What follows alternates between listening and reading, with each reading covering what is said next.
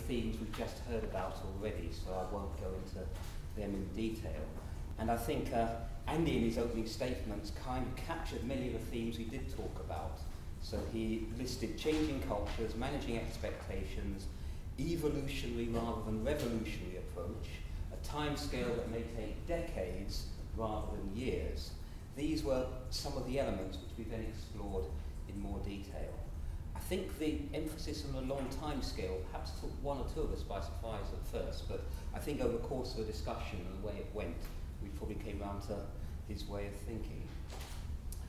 We got mildly diverted into wondering whether actually talking about open educational resources isn't actually just part of a much wider picture, which is to do with the deinstitutionalisation and dispersion of knowledge with the coming of the web, etc., and the way that institutions of higher education are no longer the only bastions of and repositories of knowledge. But we soon got back on track, because that, I think, is fascinating though it is, would take us too far off the beaten track.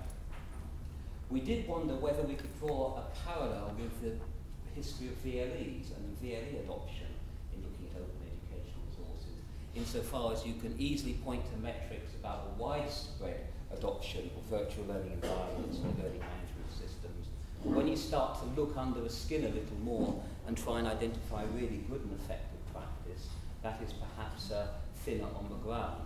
So I think this is counselling us against simply counting the number of resources in, say, an open educational repository and using that as a simple metric of success.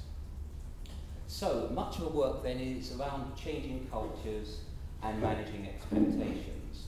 In terms of those two, it's important to recognise that we do need to reward good teaching more. We do need to emphasise the importance of teaching and why it should be valued, and that's something that doesn't always happen to near the extent to which it should do. We also need to foster and engender communities. Hello.